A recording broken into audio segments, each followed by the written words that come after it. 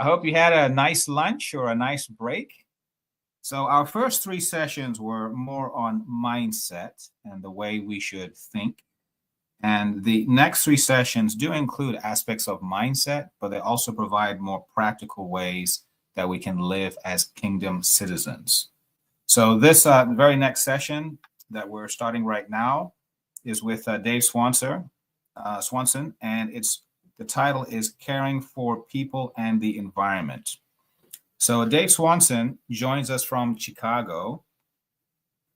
He is the founding pastor of New Community Covenant Church and the CEO of New Community Outreach, a nonprofit organization dedicated to healing community trauma through restorative practices. Earlier this year, Dave published his second book titled Plundered. You can find it on Amazon. The subtitle is The Tangled Roots of Racial and Environmental Justice.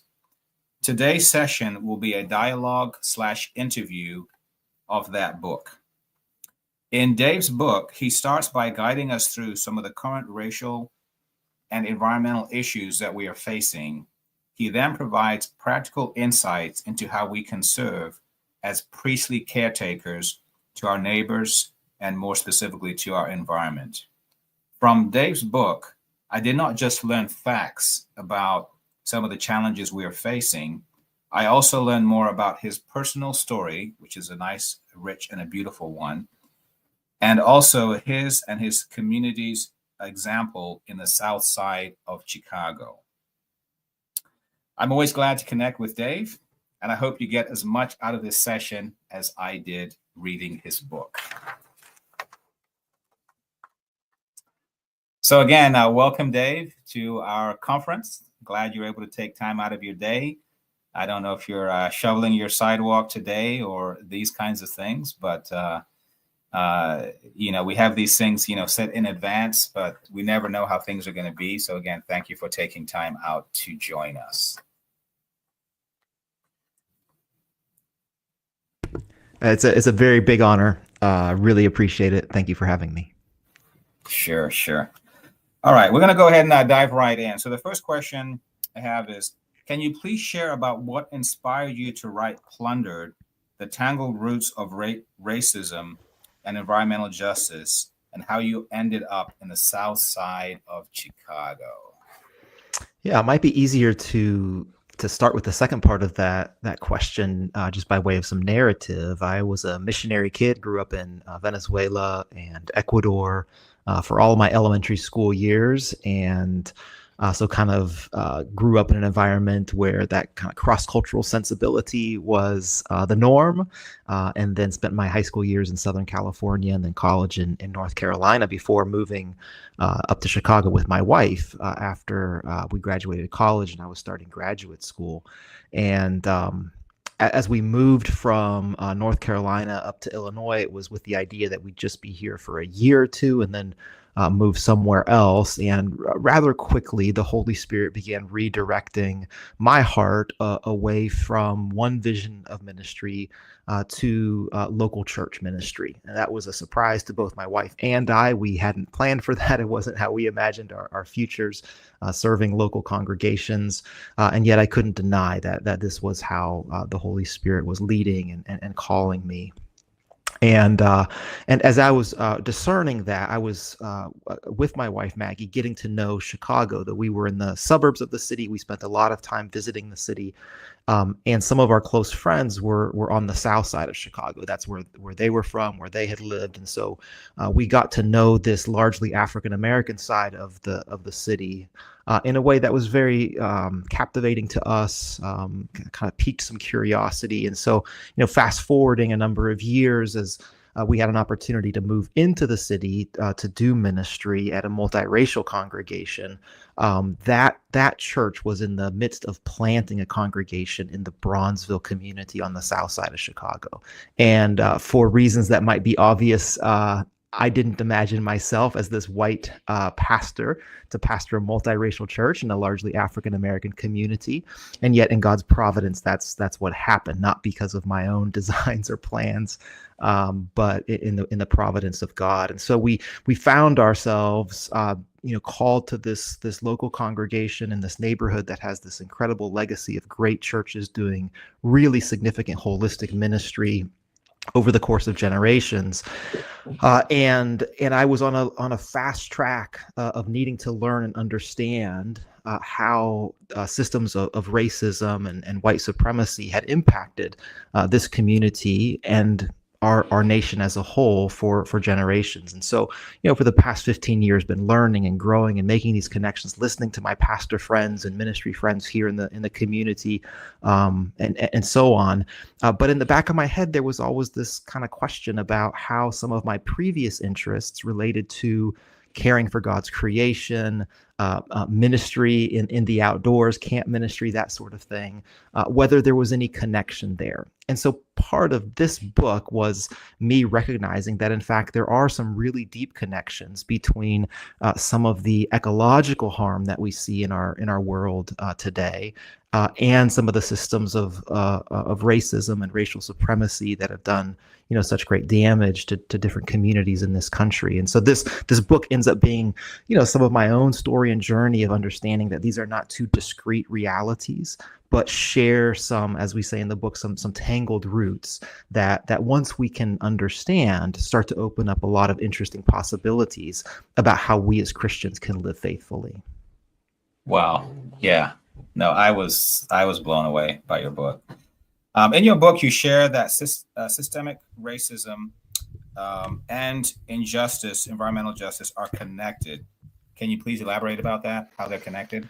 Right. Yeah. So that was some of the curiosity that I had in this book, is how these things are connected, because oftentimes in my experience, a Christian might care deeply about God's creation, or might be really interested in seeking justice and loving our neighbors in the areas of racial justice, but oftentimes they're not seen as being connected. And so what I came to understand is that they share common sins animating these two different injustices.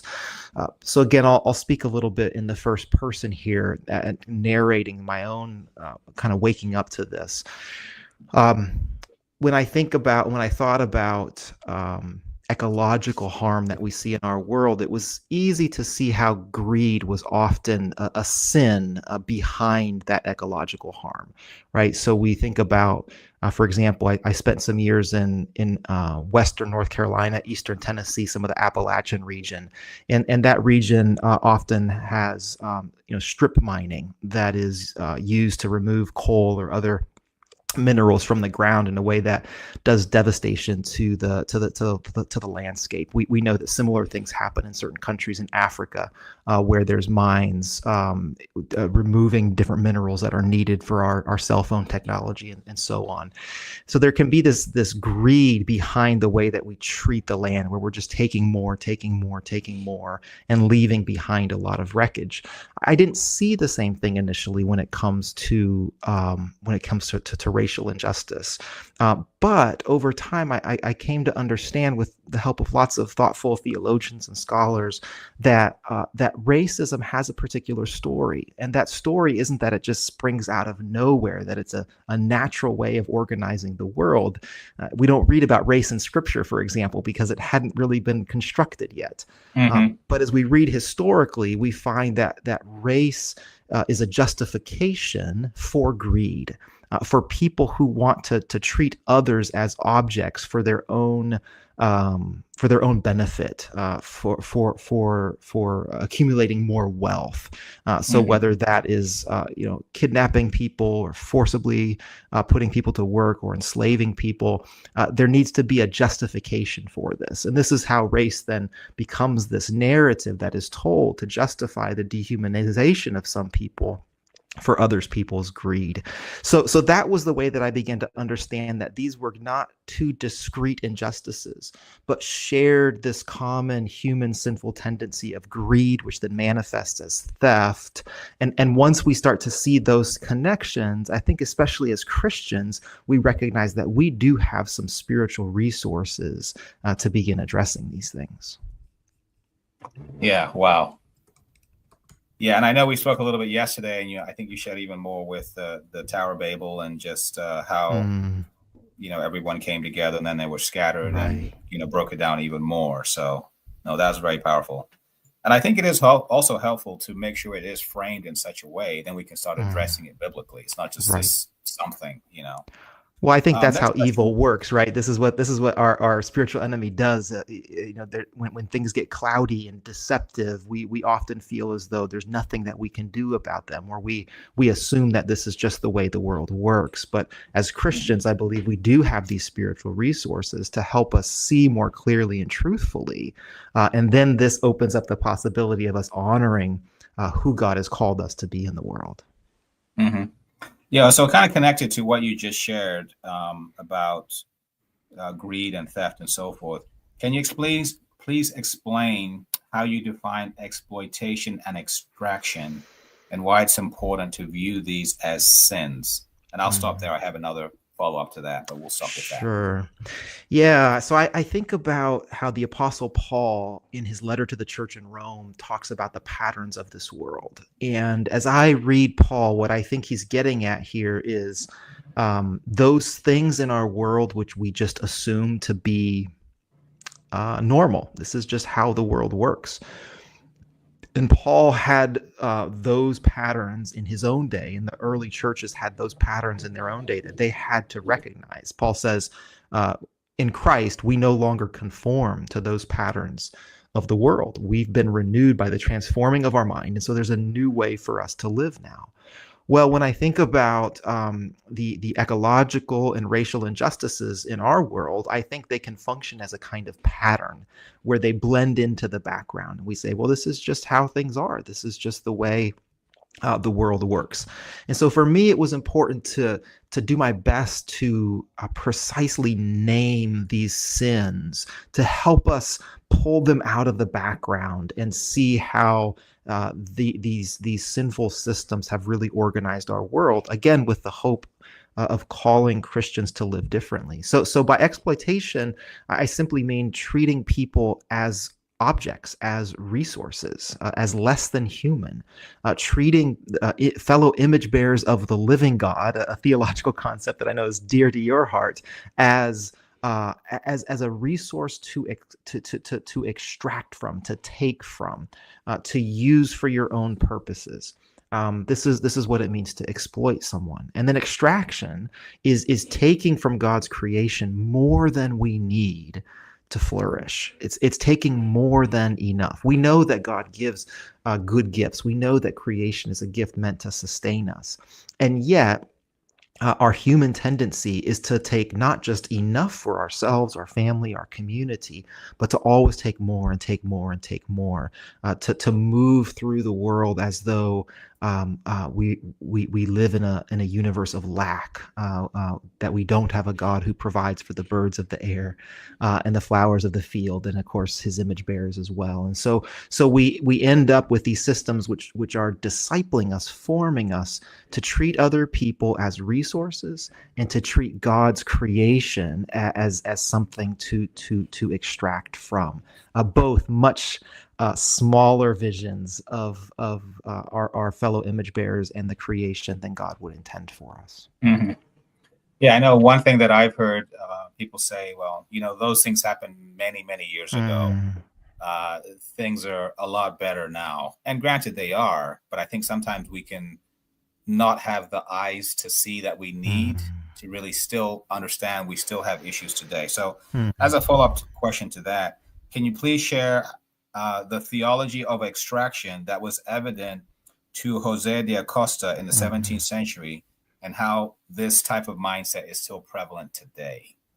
Yeah, Jose de Acosta is this Catholic priest who travels with different settlers and explorers, and in many ways he represents a kind of European tendency to encounter new lands, new places, and to see them with what I would say is a very limited vision. And we know that this was a tendency, but we also know that there were Europeans who didn't do this, and so it wasn't a foregone conclusion. But what happens is these Europeans, having left one place and come to another place that is completely foreign to them, they interpret their experience through their own cultural perspective. And so you hear people like Acosta, like some of the early Puritans, describing these lands that they've come to as not having been stewarded well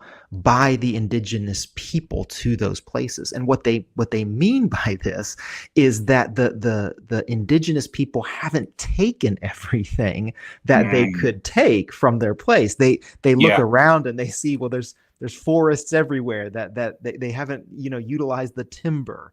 They haven't necessarily exhausted the supply of fish or other animals in the area. They haven't built up the sorts of civilizations that Europeans would have necessarily assumed to just be the natural way of doing things. This perspective keeps them from seeing how, in fact, many of these indigenous communities were tending to their places, did have civilizations that simply didn't look like the way that European civilization did. And so they used this observation to justify the theft of this land. They would say these people were not exerting their God-given right of stewardship, by which they often meant a kind of domination. And so it's now our God-given prerogative to displace these people so that there is someone who is, quote unquote, stewarding this land in God's intention. It was a way of making invisible the people in those places. It was a way of imposing a particular vision on a place that most of these people had very little experience with, very little wisdom about, very little knowledge about how best to care for these places. And in the end, it was a way to justify taking away, stealing both land and people from the place that had nourished those same people for so long. Yep, and we see the same kind of mindset today. We don't have the exact situation, but we see that mindset of greed and exploitation continuing to our day. Yeah, I don't know. Tama, can I give a quick example of that from my own urban context here?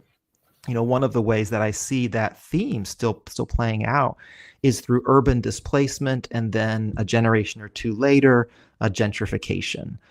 Where those making the decisions about quote unquote urban renewal, they tell a particular story about this place. And they say, well, this place is only slums. This place is only projects. This place is only, fill in the blank. Right. And so this narrative is imposed on a place, erasing the particularities of it, erasing the elements of community and mutuality and so forth. And so now this vision can be imposed to clear a place, to tear down housing.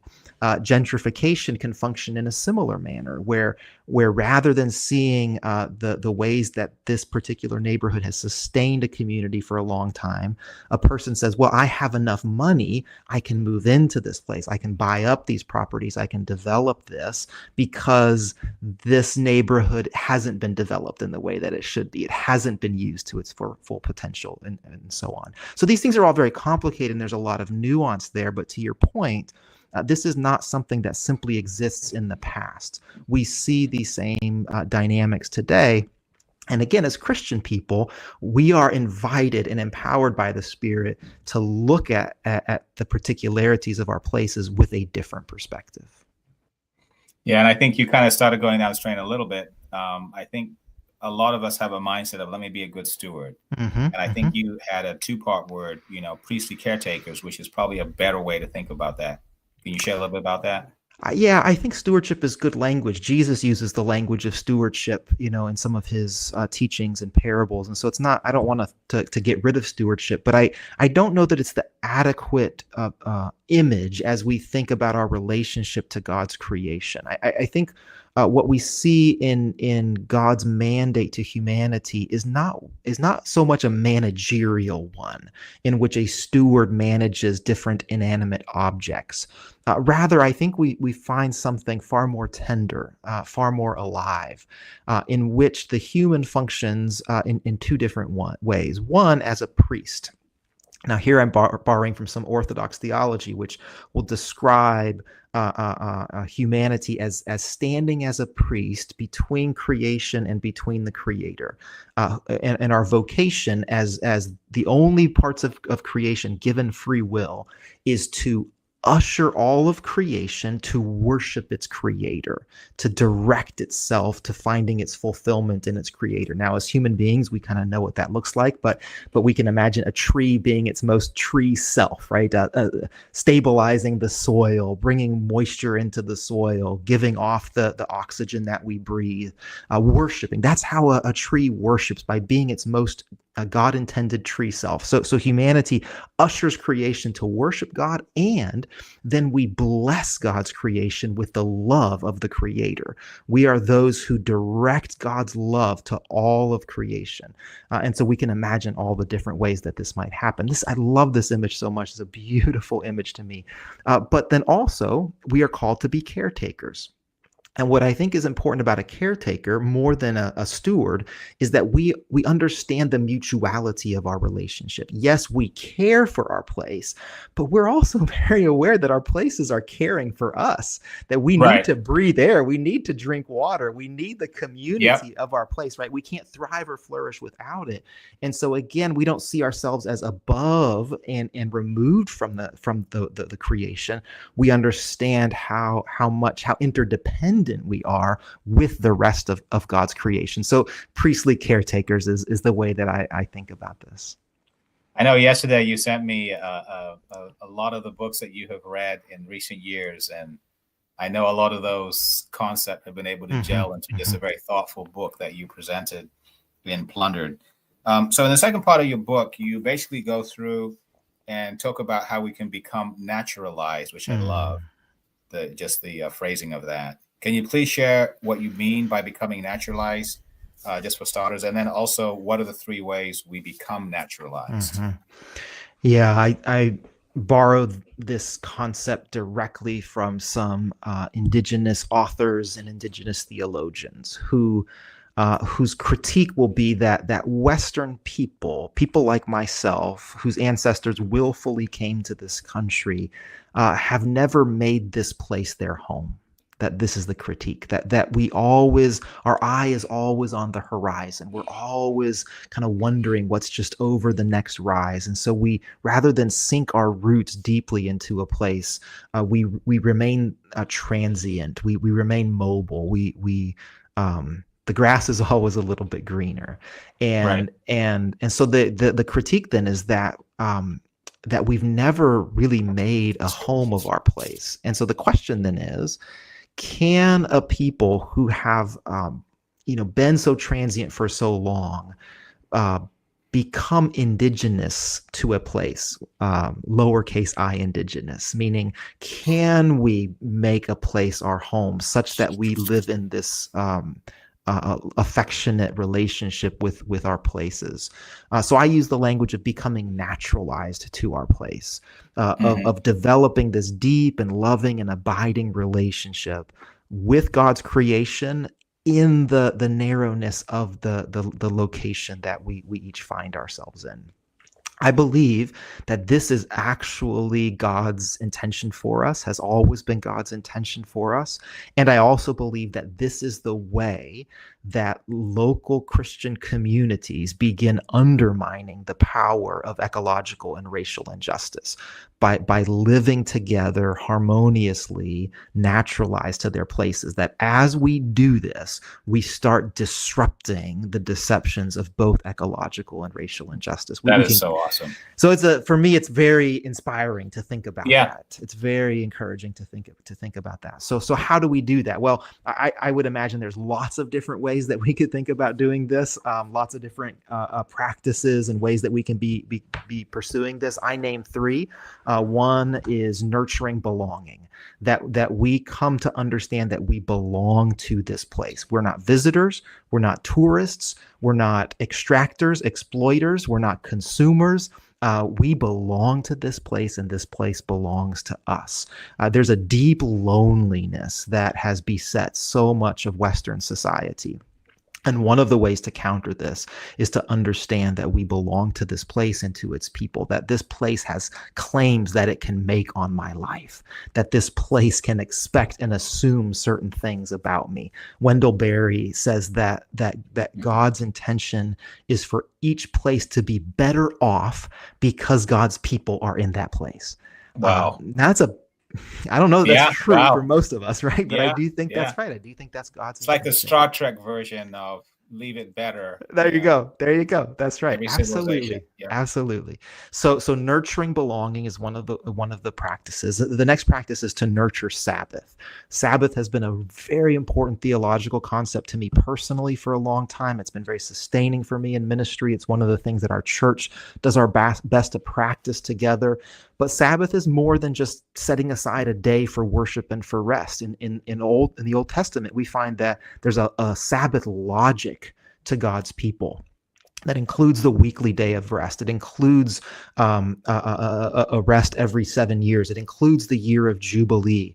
So there's a Sabbath logic that's worked into the people's rhythm of life that reminds them that they don't live in a universe of scarcity, that they don't live in this world as consumers. Which is the greed. Correct. I have to get it. That's right. Sabbath count is the opposite, the kryptonite to it. That's right. So you imagine, or you hear the people who first hear the commandment to not go and collect manna on the Sabbath day, right? But their assumption is, well, but there's not going to be enough. And so they go out to collect manna on the seventh day, and there is none, right? There is no manna. Or don't keep manna for yourself, for more than one day, because there will be enough for tomorrow. And they try to keep it. And of course, it all rots, which reminds us of some of Jesus's teaching about wealth as well, and sort of the assumptions of greed underneath there. So there's a Sabbath logic to God's universe. And the practice of Sabbath allows a local community to begin harmonizing ourselves with the way that God has created his world. And then the last one is nurturing virtue. And this one was really important to me because when we're talking about addressing injustices, we often imagine those injustices to be out there. There's a problem that we need to solve over there. We need to fix white supremacy. We need to address that toxic waste site, whatever the case might be. But as Christians with a theology of sin, we know that the problem is always in here as well. We know that we have always been impacted and corrupted, that we are in need of forgiveness and reconciliation as well. And so there's a long Christian tradition of virtue in which we include ourselves in God's redemptive work in the world. We include our own transformation. And so I use that virtue tradition, both the cardinal and the theological virtues, to say that this vision of transformation is for our good as well. And here are some of the things that we can expect as we participate in becoming naturalized to our places. I love that. I mean, you cover this in your book so well, but it wasn't just your Sabbath on Tuesday, which I think is a day you chose, but you really encourage even your community with your wife, Maggie, to really embrace Sabbath and the impacts from that, which I think is huge. And then obviously virtue, that's very humbling to not always be pointing fingers outward, but also to say, what do I need to work on? That's right. So thank you for that. So as we continue to go on, we're getting a little closer towards the end here. What are the dangers we should look out for regarding well-intentioned attempts at justice? Yeah, that's a good question. It's one I've thought about a lot. I think whenever God's people develop a heart for God's justice, there is a tendency to do what we just described, which is to identify the injustice out there, to talk about that problem or those people, and to not include ourselves in the redemptive work of God in this world. So we should talk about the issue out there, course. but we should also. It's always a we. It's always an us, right? This is what makes Christians different. We don't have a vision of justice that's utopian. We don't think that by our own energy and our own effort we're going to be able to accomplish some spectacular success story. We're much more humble about this because, again, we come from a confessional posture. We say that the greed that has animated these terribly destructive systems in our world has also corrupted my own heart as well. I also stand in need of restoration in these ways, and so this is why this is why I want to see those Christians who are deeply committed to justice also deeply committed to a local worshiping congregation, where on a weekly basis we hear the gospel of Jesus proclaimed over us. We have the opportunity to confess our sins in community. We hear our voice lifted among other voices in worship, and we remember the people to whom we belong. So this is, I think, a great danger in our day, is because many Western Christians were discipled in congregations that didn't talk about justice. Or if they did talk about justice, they talked about it as a partisan issue or something to be afraid about, right? And so time passes and some of these younger Christians grow up and they're exposed to injustices in the world, or they encounter a theology of justice, but they've not been formed in a local church to see these connections. And so too many young people believe that they have to choose one or the other. They have to choose either church or justice. So there's also a tangle in our hearts. That's where right. we need to look at ourselves, tangle one, and also tangle two out there. Sometimes we can just look at them, we don't see them as connected. That's There's right. sin in all of us. That's right. That's right. And this is one of the great things that Sabbath does for us, is that it reminds us that as we pursue the work of God in this world, as we honor our priestly caretaking vocation, it's actually good for us as well, right? The gift of Sabbath, of rest, of refreshment, of time around a table with friends, that in God's economy, even when we are up against the hardest, most difficult things, it is actually for our good as well. There is joy in these places for us as well. So I hope for a generation of younger Christians who doesn't feel like they have to choose one or the other, but from their location among the people of God, they get to seek after God's heart in our world. So I'm going to combine the last two questions together. So this is in reference to Hazel Johnson and the impact that she made. So you can maybe cover that either at the beginning or the tail end. But more specifically, if we can go ahead and pull up the picture about Jackie Robinson Elementary School. I know, your church works with Jackie Robinson Elementary School. And so the question is, how did you get started? And kind of like how's it coming right now? And then just some recommendations for those that are watching today to inspire them. What things can we do? Again, kind of like one of the premise of the conference is like, what can people start doing tomorrow or next week or what have you, based on some of the things that we're learning? And maybe in there you can kind of share the example of Hazel Johnson, and we'll wrap it up. Sure. Yeah. So many people won't know Hazel Johnson, but she's known in the environmental justice world as the mother of environmental justice. Hazel Johnson lived in a housing development here on the south side of Chicago, a Christian woman, a lifelong member of the Catholic Church in that community, and started to notice high rates of cancer and other sickness in her community. And long story short, through a lot of investigation, she comes to term her community as the toxic donut, because they're literally surrounded by industrial waste, toxic pollution, and so on. And the state and federal government had constructed this low-income community right in the middle of that toxic donut. And what's inspiring to me about her is her decision to remain rooted in this place in solidarity with her community and her neighbors, and then to do the really good and important work of bringing justice and health and healing to her community. Our location is different. We are not, as far as I know, nearly as closely located to that kind of toxic waste. But there are many places in our community that have experienced significant disinvestment. So one of the things that our church has done for, about 13 years now, at the invitation of another local church in our community, is to do monthly prayer walks around 3 local schools that are close to where we meet for Sunday worship. And so years ago, we were praying for Jackie Robinson Elementary School on a Saturday morning, and the principal drove up on a Saturday. And so we got to know her and talk with her. Long story short, she began to invite us to participate in what she was doing at the school. We provided some tutors.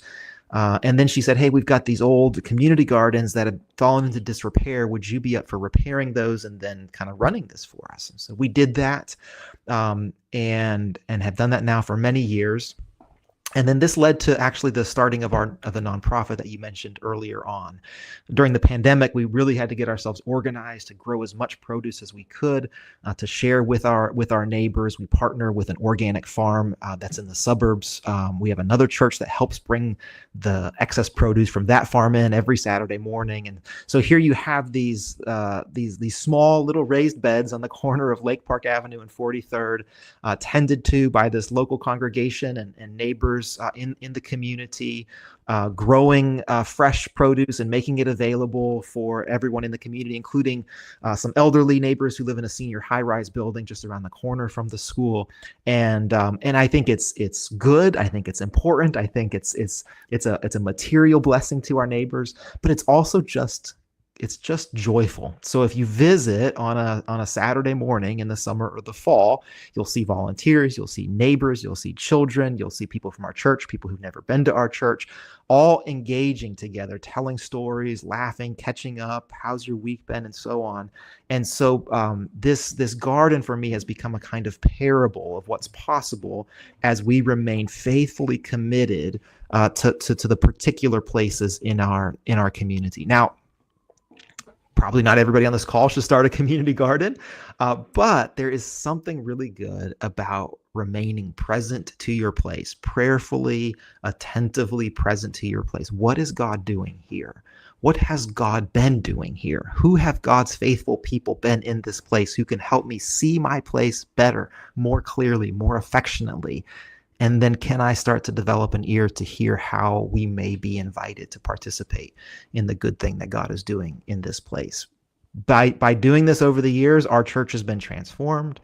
We see differently. We engage with our neighbors differently. We are better able to love our place than we would have been able to otherwise. It's been an incredible experience for us. Yeah. So I guess in summary, to give this coming week or the week after, it seems like, correct me if I'm wrong, I think you guys just started, you just started praying. That was the starting point. That's it. And then you started just, working in the community, and they actually asked you, if I remember correctly. That's right. To get the garden going. And I think you also mentioned mentoring. I think you mentioned in the book, they asked you to start mentoring. So, yeah, this is the thing, right? You come without an agenda. We didn't. This was not our plan. You can't find any vision statement that I wrote down. 5-year plan, start a community garden. It starts just by being prayerfully present, listening, getting to know your neighbors. When there's an opportunity to jump in, you jump in. You accept the invitation to serve. This is very different than coming with our own agenda all laid out ahead of time. No, that's not what this is about. If we are priestly caretakers, if the earth is the Lord's, full of the glory of the Lord still, we get to show up, listen, and then accept the invitations that are given to us. Well, thank you so much. We are going to go ahead and wrap it up here. But I think one of the takeaways, obviously, is yes, let's be stewards but let's add to that the mindset of being priestly caretakers in our communities. If we don't know where to start, just start by praying for your community, finding out the specific needs, getting involved, and iterating from there, not with what we would want to do, but what makes most sense for the community. So thank you, thank you, thank you. Right now, we're going to go ahead and take a break. Our next session will start at 1:55, and the lesson will be by Ingrid Levine, who is the manager of U.S. chapters for Hope Worldwide, and the title will be The Whole in Our Gospel. Look forward to seeing you guys soon.